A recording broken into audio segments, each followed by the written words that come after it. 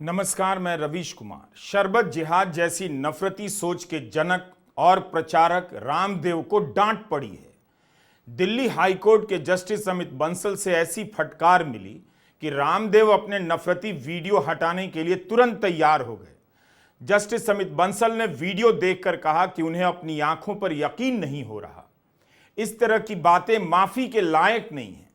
जब पतंजलि के वकील ने राजीव नैयर ने कहा कि वे किसी धर्म के खिलाफ नहीं हैं, उन्हें बोलने से नहीं रोका जा सकता, इस पर जस्टिस बंसल ने कहा कि इस तरह के विचार वे अपने मन में रखें लेकिन बोल नहीं सकते हैं। उनका यह बयान अदालत की अंतरात्मा को भी चोट पहुंचाता है।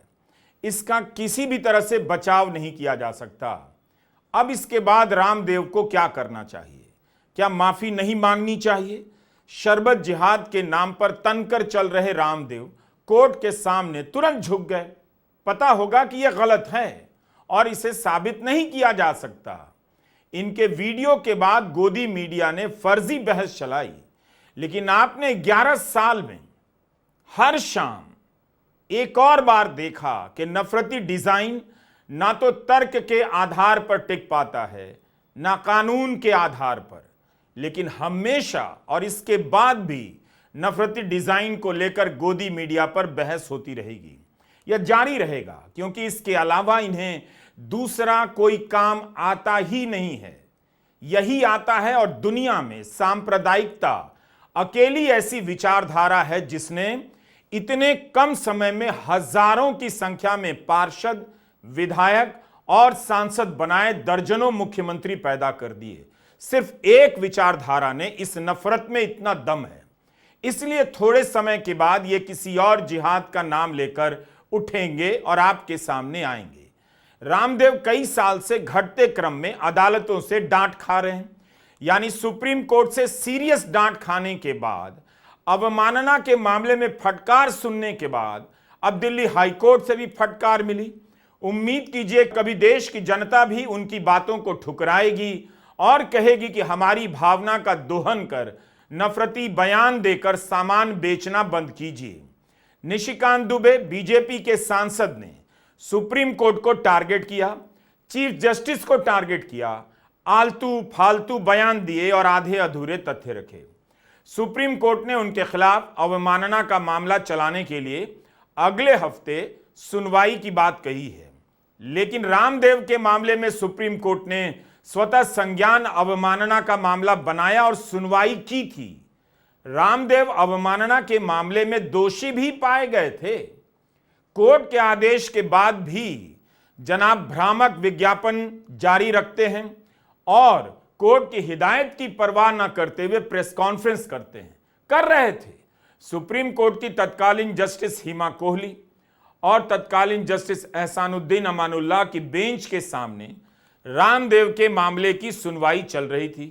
रामदेव ने प्रेस कॉन्फ्रेंस में याचिका दायर करने वाले मेडिकल एसोसिएशन के डॉक्टरों को ही हताश, निराश, कुंठित बता दिया। इस पर जस्टिस अमानुल्लाह ने कहा कि आपकी इतनी जुर्रत कैसे हुई कि कोर्ट के आदेश के बाद भी ऐसा भ्रामक विज्ञापन दिया। आपने लिखा है परमानेंट राहत मिलेगी। परमानेंट राहत का क्या मतलब है?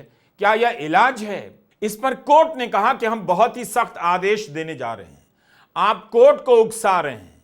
मेडिकल एसोसिएशन के वकील पीएस पटवालिया ने कहा कि कोर्ट के आदेश के अगले दिन बाबा रामदेव और आचार्य बालकृष्ण ने प्रेस कॉन्फ्रेंस की और भ्रामक दावे किए।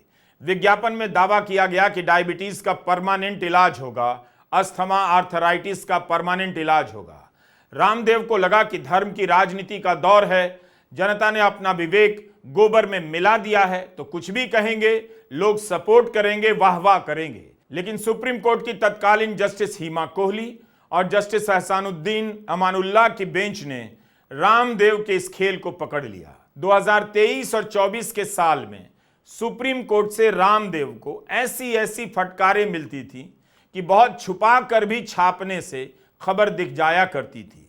सन्यासी का चोला पहनकर जनता को भ्रामक विज्ञापनों के दम पर अपना सामान बेचने वाले रामदेव। सुप्रीम कोर्ट में सुनवाई के दौरान रामदेव के वकील विपिन सांघी ने कहा, जहां तक रामदेव का सवाल है वे सन्यासी हैं, इस पर जस्टिस समानुल्लाह ने कहा कि हम इसकी परवाह नहीं करते वे कौन हैं।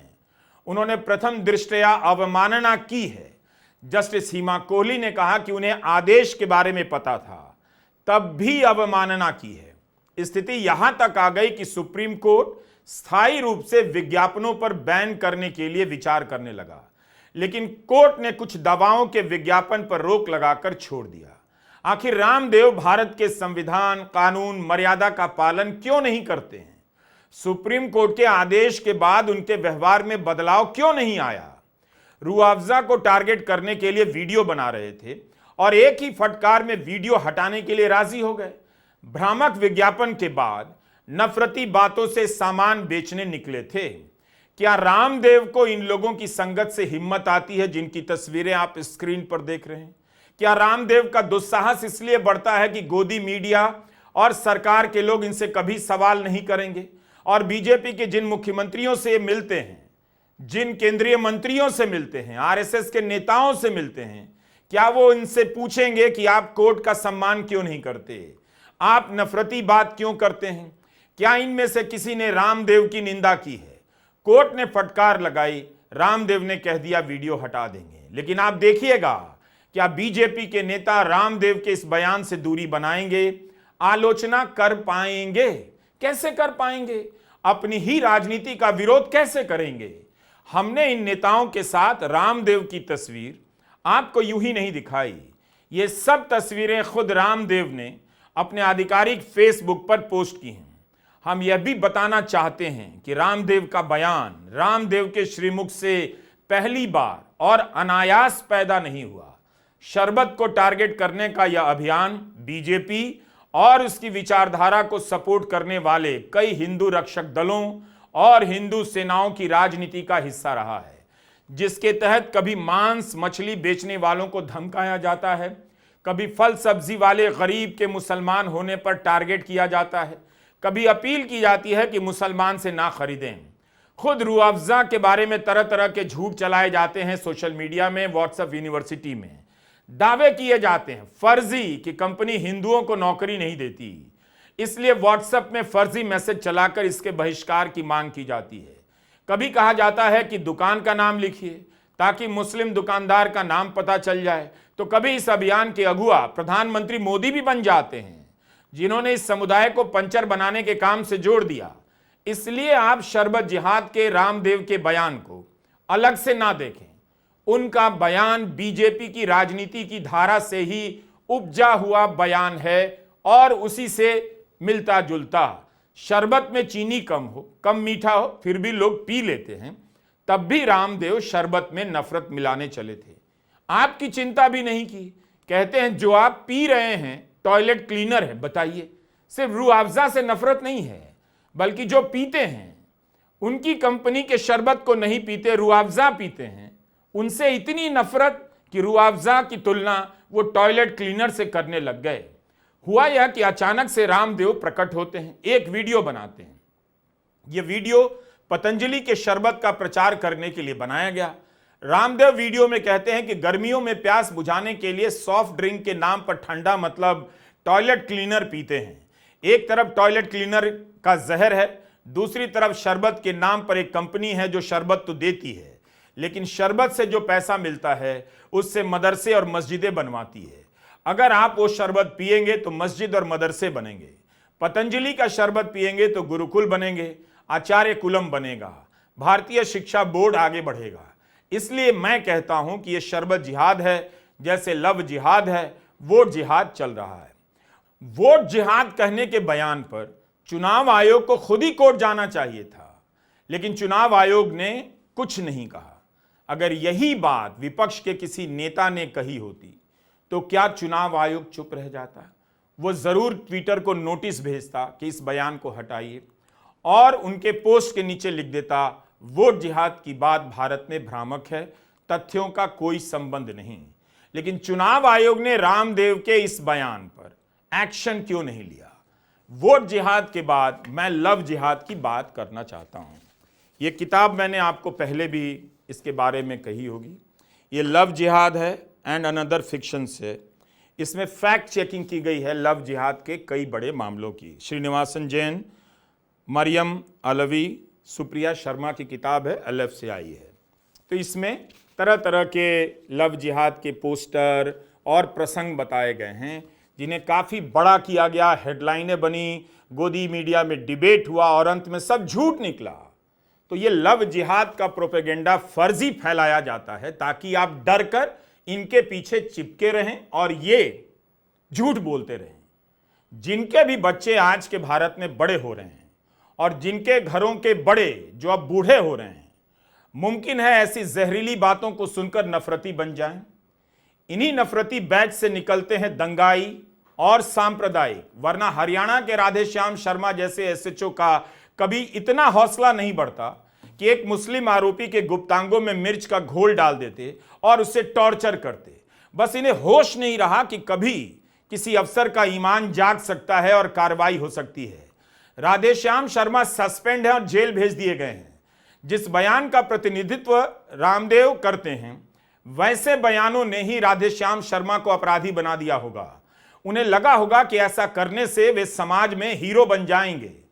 हमदर्द नेशनल फाउंडेशन ऑफ इंडिया ने दिल्ली हाईकोर्ट में याचिका दायर की थी। हमदर्द की तरफ से पेश हो रहे कई वकीलों में एक थे मुकुल रोहतगी। मुकुल रोहतगी मोदी सरकार के पूर्व सॉलिसिटर जनरल रहे हैं, कई बार सरकार की तरफ से कोर्ट में पेश होते रहे हैं। उन्होंने इस बात को लेकर मजाक भी किया कि वे आज गलत साइड से पेश हो रहे हैं। मुकुल रोहतगी ने अंग्रेजी के एक मुहावरे का सहारा लेते हुए कहा कि ऐसे फूल के खिलने से पहले उसे काट देने के लिए कभी कभी सख्त हाथों की जरूरत होती है। रुआवजा की तरफ से पेश होते हुए मुकुल रोहतगी ने रामदेव के वीडियो और उसमें कही गई बातों को तार तार कर दिया। कहा कि रामदेव हमदर्द के खिलाफ बोल रहे हैं, बल्कि बिना रुके कंपनी के मालिकों के मजहब पर हमला कर रहे हैं। मुकुल रोहतगी ने कहा कि यह केस बहुत शर्मसार करने वाला है। यह मामला सांप्रदायिक विभाजन पैदा करने का है, सीधे सीधे हेट स्पीच के बराबर है। इसे मानहानि के कानून से संरक्षण नहीं दिया जा सकता। रोहतगी ने कहा कि इस तरह के वीडियो को 1 मिनट के लिए इजाजत नहीं देनी चाहिए। हमदर्द के लिए पेश एक और वकील संदीप सेठी ने कहा, रामदेव को कंपनी के संस्थापकों के धर्म को टारगेट नहीं करना चाहिए। उनके इस बयान के खिलाफ रामदेव के वकील ने कहा कि वे किसी धर्म के संरक्षक नहीं हैं। इस पर सेठी ने कहा वे इंसानियत के संरक्षक हैं। इससे पहले कांग्रेस नेता दिग्विजय सिंह ने भी स्टैंड लिया। पहले भोपाल के टीटी नगर थाने में शिकायत दर्ज कराई और कहा कि उनका बयान धार्मिक भावनाओं को भड़काने वाला है। अगर 1 सप्ताह के भीतर एक्शन नहीं लिया गया तो वे भी कोर्ट जाएंगे। रामदेव की कंपनी पतंजलि कई हजार करोड़ की बताई जाती है, फिर भी रामदेव गुरुकुल बनाने के लिए शरबत जिहाद की बात कर रहे हैं। लोगों की भावनाओं को भड़काकर ये कौन सा गुरुकुल बनाएंगे और उससे निकलने वाले किस नफरती कुल के वारिस कहलाएंगे। रामदेव की कंपनी की कितनी खबरें आती हैं, वहां काम करने वालों की सैलरी कितनी बढ़ती है। क्या उन्हें पता है कि सुप्रीम कोर्ट ने रामदेव को भ्रामक विज्ञापन देते हुए पकड़ा था? उसका क्या मतलब है? जब धर्म की राजनीति करते हुए रामदेव धर्म की नैतिकता का पालन नहीं कर सके तो आप कर्मचारियों को क्या देंगे? उनके अनुयायियों को क्या मिलेगा? दरअसल रामदेव की अनैतिकता ने धर्म की मर्यादा को कम किया है। रामदेव से पूछा जाना चाहिए कि आप क्या इतना खराब सामान बनाते हैं कि बिना भ्रामक विज्ञापन या मुसलमानों के प्रति नफरत के बेच ही नहीं सकते? क्या आपका शरबत इतना खराब है कि वो अपने दम पर बिक नहीं सकता? उस जनता को लेकर भी बहुत अफसोस होता है जिसे ऐसी नफरती सोच में ही अपने धर्म की रक्षा दिखती है। हमारा वीडियो देखा कीजिए। नमस्कार, मैं रवीश कुमार।